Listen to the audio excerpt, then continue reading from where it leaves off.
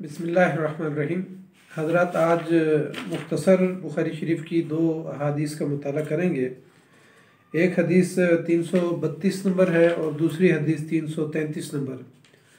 और बुखारी शरीफ की तरतीब के लिहाज से ये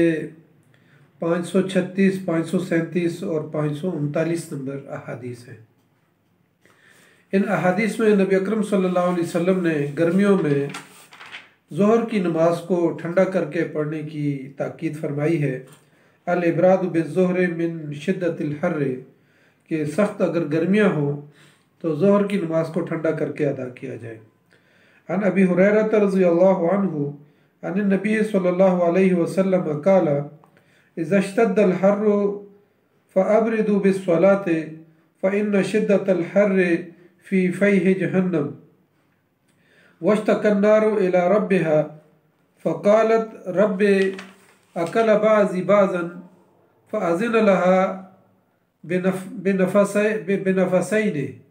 नफ़सिन फ़िश्शिताइ व नफ़सिन फ़िस्सैफ़ि अशद्दु मा तजिदून मिनल हर्रि व अशद्दु मा तजिदून मिन ज़महरीरिन। रवाहुल बुखारी। वन अबी ज़र्रिल ग़फ़ारी रज़ियल्लाहु अन्हु क़ाल कुन्ना मअन नबी सल्लल्लाहु अलैहि वसल्लम फ़ी सफ़रिन फ़अरादल मुअज़्ज़िनु अन युअज़्ज़िन लिज़्ज़ुहर फ़क़ाल नबी सल्लल्लाहु अलैहि वसल्लम अब्रिद सुम्मा अरादा अन युअज़्ज़िन फ़क़ाल लहु अब्रिद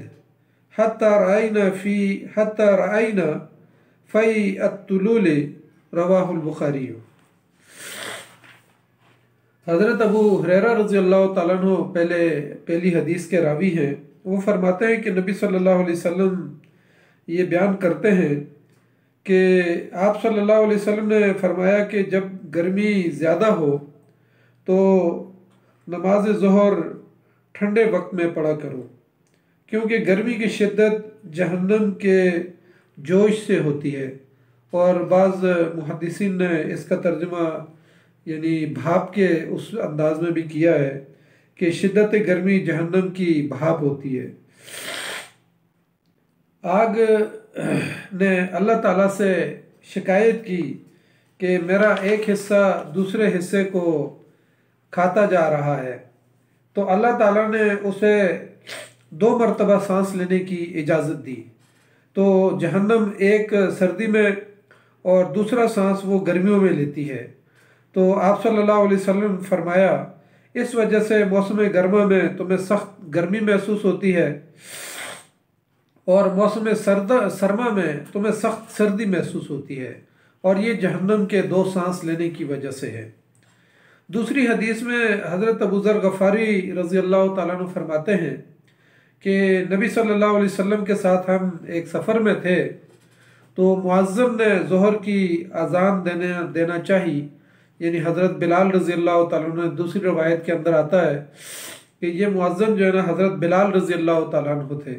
तो उन्होंने अज़ान देना चाहिए। तो नबी सल्लल्लाहु अलैहि वसल्लम ने फरमाया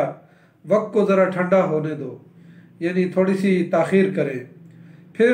उसने हज़रत बिलाल रज़ियल्लाहु ताला अन्हु ने दोबारा इरादा किया, तो आप सल्लल्लाहु अलैहि वसल्लम ने फिर फरमाया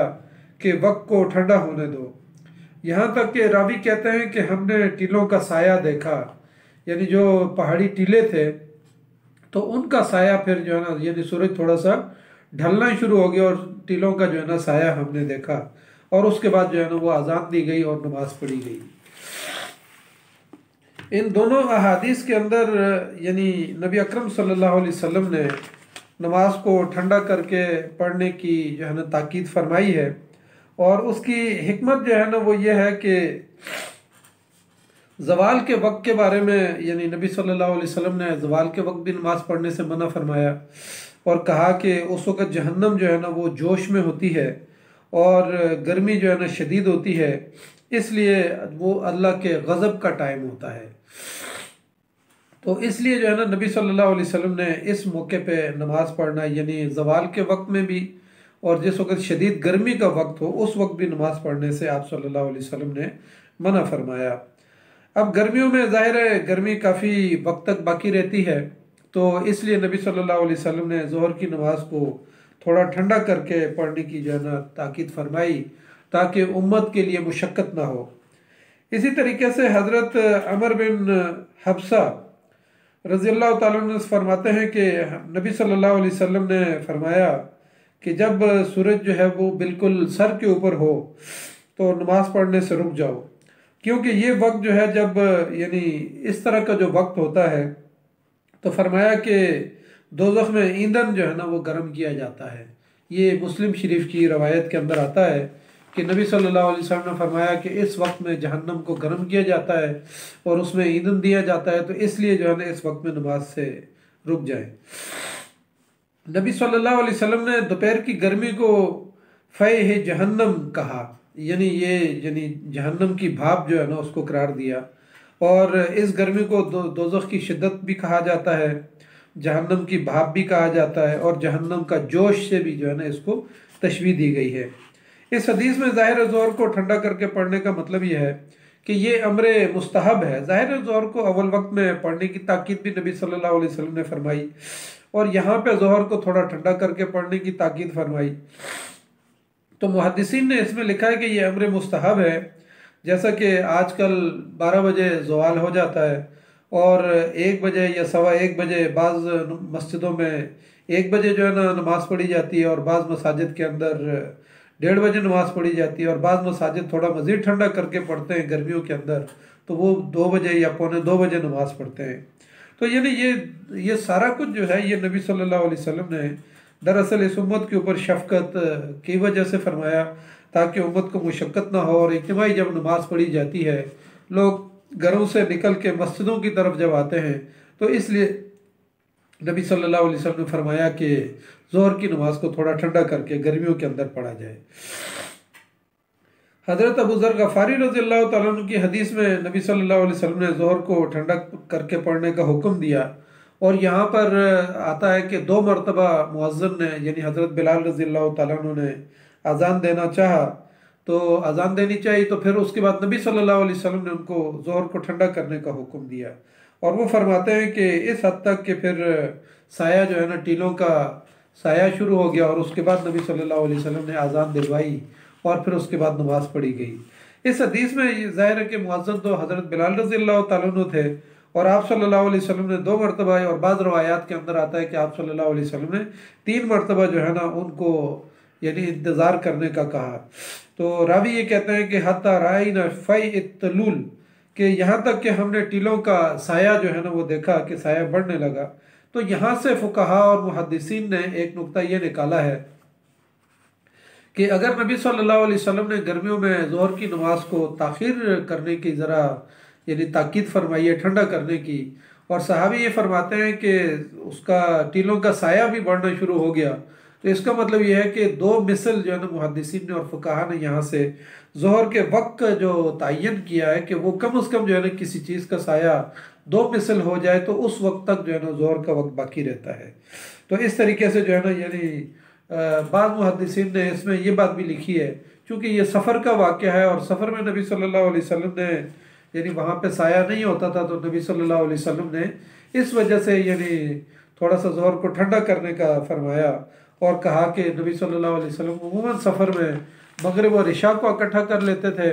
اور ظہر کو تاخیر کر کے اور عصر کو اول وقت میں ادا کر لیتے تھے، اور اس طرح جمع بین الصلاتین کر لیتے تھے۔ اگرچہ اس حدیث کے اندر جمع بین الصلاتین کی کوئی بات نہیں ہے، لیکن عمومی طور پر نبی صلی اللہ علیہ وسلم نے گرمیوں میں اس کو ٹھنڈا کرنے، ظہر کو ٹھنڈا کر کے پڑھنے کی تاکید فرمائی ہے۔ ان احادیث میں جہنم نے اپنے رب سے شکایت کی کہ میرا بعض حصے کو جو ہے نا وہ کھا رہا ہے، تو اس پر اللہ تعالیٰ نے جہنم کو 2 سانس لینے کی اجازت دی، اور پھر اس کے بعد جو ہے نا ایک سانس وہ سردیوں میں جب وہ لیتی ہے تو ماحول سارا ٹھنڈا ہو جاتا ہے، اور شدت کے ساتھ جو ہے نا سردی شروع ہو جاتی ہے، اور دوسری مرتبہ جب وہ گرمیوں میں جو ہے نا یا گرمیوں میں پہلی مرتبہ اور سردی میں دوسری مرتبہ، تو ایک مرتبہ جو ہے نا شدید گرمی ہو جاتی ہے، تو نبی صلی اللہ علیہ وسلم نے فرمایا کہ جب آپ کو سخت گرمیاں محسوس ہوتی ہے تو وہ جہنم کے سانس لینے کی وجہ سے ہے، اور جب آپ کو سخت سردی محسوس ہوتی ہے دنیا میں تو وہ جہنم کے یعنی ٹھنڈا سانس لینے کی وجہ سے اور زمہریر ہو جاتی ہے، پورا ماحول جو ہے نا زمہریر ہو جاتا ہے اور ٹھنڈ محسوس ہوتی ہے، تو یہ جہنم کے سانس لینے کی وجہ سے۔ دنیا میں سردی اور گرمی کے جمع ہونے کا یعنی تصور تو نہیں کیا جا سکتا کہ ایک ہی جگہ پر سردی اور گرمی دونوں جمع ہو جائیں، یا سردی ہوگی یا گرمی ہوگی، یا ٹمپریچر کم از کم جو ہے نا درمیان میں رکھا جائے گا، جیسے آج کل ہم 26 یا 25 درجے کا ٹمپریچر رکھتے ہیں، اس سے نیچے لے آتے ہیں تو ہمیں سردی محسوس ہوتی ہے، اس سے اوپر جاتے ہیں تو ہمیں گرمی محسوس ہوتی ہے۔ تو لیکن یہ قیامت والے دن اور جہنم کے اندر دونوں طبقات موجود ہیں، ایک گرم طبقہ ہے اور ایک جو ہے نا طبق ہے، اور ایک جو ہے نا ٹھنڈا اس کا علاقہ ہے، زمہریر جس کو کہا جاتا ہے۔ تو اس لیے یعنی وہاں جہنم کے اندر دونوں طبق کا جو ہے نا یعنی اکٹھا ہو جانا کوئی محال نہیں ہے، اور اس لیے جو ہے نا اس سے یہ بات ثابت ہوتی ہے۔ اسی طریقے سے سرزمین عرب میں ظاہر اس زمانے میں اول وقت میں جو ہے نا جب نماز پڑھی جاتی تھی یا پھر شدید گرمیاں ہوتی تھی، تو اس میں جو ہے نا صحابہ اکرام یعنی سائے کا پراپر انتظام نہیں ہوتا تھا، مسجدوں کے اندر بھی جو ہے نا شدید گرمی ہوتی تھی، تو اس وجہ سے جو ہے نا صحابہ اکرام جس وقت جو ہے نا وہ نماز پڑھتے تھے تو ظاہر پاؤں بھی جو ہے نا اس میں شدت گرمی محسوس ہوتی تھی، اور ہاتھوں کو بھی اور ماتھے کو بھی۔ تو ایک حدیث کے اندر آتا ہے کہ صحابہ اکرام اپنے کپڑے کو بچھا کے اپنے ہاتھوں کے اوپر جو ہے نا یعنی ہاتھوں کے نیچے کپڑا رکھ دیتے تھے، اور اسی طرح اپنے کپڑے کو بچھا کے اس کے اوپر سجدہ کرتے تھے۔ حضرت انس رضی اللہ تعالیٰ عنہ سے مروی ہے کہ ہم عین دوپہر کے وقت نبی صلی اللہ علیہ وسلم کے ساتھ نماز پڑھتے تو اس وقت زمین اس قدر گرم ہوتی تھی کہ ہم اپنے کپڑے کو جو ہے نا بچھا کے اس کے اوپر جو ہے نا سجدہ کرتے تھے۔ بعض روایات میں آتا ہے کہ اسی گرمی کی وجہ سے بعض اوقات نبی صلی اللہ علیہ وسلم نے صحابہ اکرام کو یہ بھی اجازت دی کہ آپ جوتوں کے ساتھ نماز پڑھ سکتے ہیں۔ ظاہر اس دور میں ریت اور کنکر ہوتے تھے زمین کے اوپر، اور اس طریقے سے جیسے آج کل ہماری مساجد جو ہے بڑی منظم ہوتی ہیں اور اس کے اندر قالین بچھے ہوئے ہوتے ہیں، اور سردیوں اور گرمیوں کے لیے جو ہے نا ہیٹر اور اے سی کا انتظام ہوتا ہے، تو اس زمانے میں تو یہ چیزیں نہیں ہوتی تھیں۔ اس لیے نبی صلی اللہ علیہ وسلم خود بھی جو ہے نا کبھی کبھی جوتے پہن کے نماز پڑھتے تھے، اور صحابہ اکرام بھی جوتے جو ہے نا پہن کے نماز پڑھتے تھے۔ تو نبی صلی اللہ علیہ وسلم نے ایک مرتبہ جوتے پہن کے نماز پڑھ رہے تھے اور پیچھے صحابہ اکرام بھی جوتے پہن کے نماز پڑھ رہے تھے، تو نبی صلی اللہ علیہ وسلم نے جوتے اتارنے شروع کر دیے اور جوتے اتار کے ایک سائڈ پہ رکھ دیے۔ تو صحابہ اکرام نے جب دیکھا کہ نبی صلی اللہ علیہ وسلم نے جوتے اتار دیے ہیں، تو پھر پیچھے سے صحابہ اکرام نے بھی جوتے اتار کے اپنے ایک طرف جو ہے نا وہ ایک طرف کر دیے۔ تو نبی صلی اللہ علیہ وسلم نے نماز کے بعد پوچھا کہ میں نے تو جوتے اتارے تو مجھے جبرائیل امین نے آ کے بتایا کہ آپ کی جوتوں کے اندر نجاست ہے، تو میں نے اس لیے اتارے تھے۔ تو صحابہ اکرام نے کہا کہ ہم نے تو آپ کی اتباع میں جو ہے نا وہ جوتے اتارے تھے۔ اس حدیث میں ایک سائنسی توجیہ بھی ملتی ہے، وہ یہ کہ دنیا کے اندر جو ہے نا سردی اور گرمی جو ہے نا وہ جہنم کے سانس لینے کی وجہ سے ہے۔ دراصل گرمی اور سردی کے اور بھی بہت سارے اسباب ہیں، ان اسباب میں سے ایک سبب جو ہے نا وہ اللہ تعالیٰ نے یہاں پر ہمارے سامنے رکھا ہے کہ گرمی اور سردی جہنم کی سانس لینے کی وجہ سے بھی ہے، لیکن ہم یہ دیکھتے ہیں کہ یہ عوارض اس کے علاوہ اور وجوہات اس کے علاوہ بھی ہیں۔ مثلا زمین کے اوپر جو ہے نا موسمی اثرات کا ایک سبب یہ ہے کہ زمین جس وقت سورج کے قریب ہوتی ہے یا سورج زمین کے قریب ہوتا ہے تو وہ ٹمپریچر بڑھ جاتا ہے اور گرمیاں شروع ہو جاتی ہیں، جیسے جون میں ہوتا ہے، یا اسی طریقے سے جس وقت سورج جو ہے نا زمین سے ہٹ جاتا ہے اور زمین دوسرے اس پہ چلی جاتی ہے، تو سورج سے جب تھوڑا سا فاصلے پہ ہوتی ہے تو وہاں پہ شدید سردیاں شروع ہو جاتی ہیں، جیسے کہ ہمارے ہاں جنوری میں اور جون کا جو موسم ہوتا ہے کہ جنوری میں شدید سردی ہوتی ہے اور جون میں شدید گرمی ہوتی ہے۔ تو ایک سبب جو ہے نا اس کا یہ بھی ہے کہ سورج کا قریب ہونا اور دور ہونا۔ دوسرے نمبر پر جو ہے نا ماحول جو دنیا کا ہے، مثال کے طور پر جنگلات ہیں اور درختوں کا جو ہے نا اگنا، اور اسی طریقے سے زمین کے اوپر پہاڑوں کا جو ہے نا کثرت کے ساتھ موجود ہونا، بلندی کے اوپر جب انسان چلا جاتا ہے تو وہاں درجہ حرارت جو ہے نا کم ہو جاتا ہے، اور جب نیچے چلا جاتا ہے سطح سمندر کے قریب تو وہاں پہ جو ہے نا صحرائی علاقے میں جب جاتا ہے تو وہاں گرمی زیادہ ہوتی ہے۔ تو پہاڑوں اور ٹیلوں کی وجہ سے بھی ہوتا ہے، ہواؤں کے اثرات بھی ہوتے ہیں، اسی طریقے سے بارش اور بادلوں کے اثرات ہوتے ہیں۔ تو یعنی یہ ساری چیزیں جو ہے نا موسم کو متاثر کرتی ہیں کہ ان چیزوں کی وجہ سے، جنگلات کی وجہ سے اور موسمی تبدیلیاں جو ہے نا وہ جو آتی ہیں ان حالات کی وجہ سے اور ان چیزوں کی وجہ سے بھی آتی ہیں۔ اسی طریقے سے یعنی موسمی تبدیلیوں کے اندر انسان کے گناہوں کا بھی بڑا اثر ہوتا ہے۔ یعنی عموماً ہم ان باتوں کا یعنی اثر لیتے تو نہیں ہیں اور معاشرے میں اس کو محسوس نہیں کرتے، لیکن قرآن اور حدیث کا اگر مطالعہ کیا جائے تو اس سے یہ بات ہمارے سامنے آتی ہے کہ یعنی پوری کائنات کو جو متاثر کرتی ہے وہ انسان کے گناہ بھی متاثر کرتے ہیں۔ یعنی مثال کے طور پر زمین کے اوپر جب کفر ہوتا ہے، شرک ہوتا ہے، زنا ہے، شراب ہے، اور اسی طریقے سے جو ہے نا انسانوں کا قتل ہے، تو ان تمام چیزوں سے پوری کائنات جو ہے نا متاثر ہوتی ہے۔ اور اس کے مقابلے میں اگر ہم اللہ کی اطاعت کر رہے ہوں، فرم برداری کر رہے ہوں، اور اللہ کی جو ہے نا زمین کے اوپر اللہ کے نظام کو نافذ کرنے کی جدوجہد کر رہے ہوں، تو قرآن خود کہتا ہے کہ زمین اس موقع پہ جو ہے نا بنی اسرائیل کے بارے میں کہا کہ اگر یہ تورات اور انجیل کے اوپر عمل کریں تو اللہ تعالیٰ زمین اور آسمان سے خزانے ان کے لیے نکال دے۔ تو اس سے یہ بات ثابت ہوتی ہے، اور دوسری جگہ قرآن میں بھی آتا ہے کہ ظہر الفساد فی البر والبحر بما کسبت ایدی الناس، کہ زمین کے اوپر جو فساد برپا ہوتا ہے وہ انسانوں کی اپنی کمائی کے نتیجے میں ہے، کہ فساد برپا ہوتا ہے۔ اور زمین کے اوپر اگر جیسے قوم سبا کے بارے میں آیا کہ جب وہ جو ہے نا اللہ کے احکامات کے اوپر عمل درآمد کر رہی تھی تو چاروں طرف جو ہے نا اس کے یعنی بند بن گئے، اور وہاں سے پانی، اور وہاں سے جو ہے نا اللہ تعالیٰ نے ان کے لیے خوشحالی پیدا کر دی۔ لیکن جب وہ نافرمان ہو گئے تو اللہ تعالیٰ نے اس بند کو توڑ دیا، تو ان کی ساری خوشحالی بدحالی کے اندر بدل گئی۔ تو یعنی قرآن کے اندر اور احادیث کے اندر ہمیں یہ بات ملتی ہے کہ اگر انسان جو ہے نا اپنے گناہوں کو کنٹرول کرے، معاشرے کے اندر برائی اور بے حیائی اور انسانوں کے اوپر ظلم و ستم کم ہو جائے، اور معاشرے کے اندر عادلانہ اللہ کا نظام اگر قائم ہو جائے، تو اس کے نتیجے میں اللہ تعالیٰ کی زمین اور آسمان جو ہے نا وہ سارے خزانے جو ہے نا وہ اگاتی ہے، اور انسان کا یعنی ماحول اور اس کا معاشرہ اور اس کے گرد و نواح کا ساری فضا جو ہے وہ انسان کے ساتھ ہم آہنگ ہو جاتی ہے، اور اللہ کے دین کے ساتھ اور اللہ کے ساتھ ہم آہنگ ہو جاتی ہے۔ اس کے نتیجے میں زمین اور آسمان اپنے خزانے برساتے ہیں۔ اسی طریقے سے موسمی تبدیلیوں کے حوالے سے آج کل جو سائنسی توجیحات ہیں وہ یہ ہیں کہ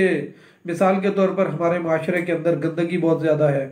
اور اسی طریقے سے جو ہے نا دھواں بہت زیادہ ہوتا ہے، اور پیٹرول اور ڈیزل کا جو ہے نا استعمال بہت زیادہ ہے۔ تو اس کا نتیجہ کیا ہوتا ہے؟ جب معاشرے کے اندر آلودگی بڑھتی چلی جاتی ہے اور اس کی جگہ پہ درخت ہم کاٹ دیتے ہیں، تو معاشرے کے اندر وہ آلودگی بڑھتے بڑھتے جو ہے نا پھر آسمانوں تک جاتی ہے، اور یعنی سورج اور زمین کے درمیان میں ایک اوزون لیئر ہے، اور وہ اوزون لیئر جو ہے نا سورج کی جو خطرناک قسم کی شعاعیں ہوتی ہیں ان کو روک رہی ہوتی ہیں، جو انسان کے لیے یعنی مفید نہیں ہے، ان کو روک رہی ہوتی ہے۔ لیکن جب وہ لہر پتلی ہو جاتی ہے ہماری ان یعنی نااہلی کی وجہ سے یا دھوئیں کی وجہ سے، اور یعنی گندگی کی وجہ سے، جب معاشرے کے اندر گندگی ہوتی ہے تو اس کا نتیجہ کیا نکلتا ہے؟ وہ اوزون لیئر متاثر ہوتی ہے، جس کی وجہ سے جو ہے نا زمین کے اندر گرمی اور سردی کا بڑا اثر ہوتا ہے۔ تو یعنی یہ وہ ساری چیزیں، یہ یعنی حدیث ہمیں سائنسی توجیحات بھی بتاتی ہے کہ اس حدیث کے اندر جو ہے نا یہ ساری چیزیں جو ہے نا موجود ہیں۔ اس لیے ہمیں کوشش کرنی چاہیے کہ ہم پھر اس حدیث کے اندر یہ بھی آیا کہ اللہ تعالیٰ یہ جہنم جو ہے اس نے اللہ تعالیٰ سے کلام کیا اور کہا کہ یعنی اس نے یہ جہنم نے یہ کہا اور اس نے شکایت کی کہ میرا ایک حصہ دوسرے حصے کو کھا رہا ہے، تو پھر اللہ تعالیٰ نے اس کو جو ہے نا سانس لینے کی اجازت دی۔ تو یہاں جہنم کے یعنی کلام کرنے کے بارے میں آتا ہے۔ تو دوسری جگہ پر سورہ کاف میں اللہ تعالیٰ فرماتے ہیں، اور قرآن مجید کے اندر آتا ہے کہ خود اللہ تعالیٰ جہنم سے کلام کریں گے، اور پھر آگے سے جہنم جو ہے نا اللہ تعالیٰ کو جواب دے گی۔ اور سورہ کاف آیت 30 کے اندر آتا ہے کہ یوم نقول لجہنم حل امتلأت وتقول حل من مزید، کہ اللہ تعالیٰ جہنم سے پوچھے گا کہ کیا تو بھر گئی ہے یا تجھے کچھ مزید چاہیے، تو جہنم آگے سے جواب دے گی کہ کیا کچھ مزید بھی ہے۔ تو یعنی اس طریقے سے پھر اسی طریقے سے قرآن کے اندر آتا ہے کہ جنت اور جہنم کا آپس کا مکالمہ بھی ہوگا۔ تو یعنی یہ ساری چیزیں ایسی ہیں کہ اللہ تعالیٰ جس چیز کو جو ہے نا کلام کرنے کی طاقت عطا فرما دے تو وہ کلام کر سکتی ہے۔ جہنم جو ہے نا یعنی اسی طریقے سے ہر چیز جو ہے نا اللہ تعالیٰ ہر چیز کو جو ہے نا کلام کی طاقت جو ہے نا وہ دے سکتا ہے۔ تو اس طرح جہنم اور جنت جو ہے نا وہ بھی کلام کریں گی۔ تو یعنی اس حدیث کے اندر جو ہے نا یعنی ہمارے سامنے یہ بات آتی ہے کہ یہ جو موسمی تبدیلیاں ہیں، اگر ہم آج اپنے معاشرے کے اندر اسلام کا عادلانہ نظام قائم کر دیں، اور اسلام کا جیسے نبی صلی اللہ علیہ وسلم نے خطبہ حجۃ الوداع کے موقع پہ یہ فرمایا کہ آج جو ہے نا زمانہ اپنی جگہ پر آ گیا ہے، یعنی دن بھی، مہینے بھی، سال بھی، اور ہر چیز اپنے جو ہے نا اصل جگہ پر آ گئی ہے۔ تو پوری جو ہے نا کائنات یعنی چونکہ وہ عدل سے بھر گئی تھی، اس وقت پوری کائنات عدل سے بھری ہوئی تھی۔ تو اگر آج ہم بھی اپنے اس معاشرے کے اندر اسلام کا اجتماعی عادلانہ نظام جو ہے نا وہ قائم کریں اور انسانوں کے اوپر جو ہے نا ظلم و ستم ختم ہو جائے، تو آج بھی جو ہے نا آسمان اپنی جو ہے نا رحمت کو برسا سکتے ہیں، اور بارش اور اچھی فضا جو ہے نا ہمیں میسر ہو سکتی ہے، اور زمین بھی جو ہے نا اپنے خزانے اگلنے کے لیے تیار ہے۔ تو اللہ تعالیٰ سے ہم دعا کرتے ہیں کہ اللہ تعالیٰ ہمیں اس حدیث کو سمجھنے اور اس پر عمل کرنے کی توفیق عطا فرمائے، اور ہمیں اس معاشرے کے اندر اسلام کا جو اجتماعی عادلانہ نظام ہے اس کو نافذ کرنے، اور یہ نبی صلی اللہ علیہ وسلم کی پیشن گوئی ہے کہ وہ عادلانہ نظام تو قائم ہونا ہے قیامت سے پہلے، چونکہ نبی صلی اللہ علیہ وسلم کے دور میں جزیرۃ العرب اور اس کے گرد و نواح میں اللہ کا دین جو ہے نا غالب ہو چکا تھا، اور خلفائے راشدین نے اس کو پھر مزید جو ہے نا پھیلایا، لیکن نبی صلی اللہ علیہ وسلم کی یہ پیشن گوئی تو موجود ہے کہ اللہ تعالیٰ کا دین جو ہے نا کوئی چاہے یا نہ چاہے، جہاں جہاں روشنی جو ہے نا وہ پہنچتی ہے اور ایک ایک حجرے کے اندر جو ہے نا اس نے داخل ہونا ہے، تو یہ ظاہر ہے آخری دور کے اندر ہونا ہے، حضرت عیسیٰ علیہ السلام کا نزول ہوگا، اور اس دور کے اندر جو ہے نا اسلام کا عادلانہ نظام قائم ہوگا، لیکن اس عادلانہ نظام کو قائم کرنے کے لیے ہم کتنی جدوجہد کر رہے ہیں، تو یہ ہماری اور آپ کی بھی آزمائش ہے۔ تو اللہ تعالیٰ سے دعا کرتے ہیں کہ اللہ تعالیٰ ہمیں اسلام کے اس عادلانہ نظام کو قائم کرنے کی توفیق عطا فرمائے۔ جزاک اللہ خیر۔ السلام علیکم ورحمۃ اللہ وبرکاتہ۔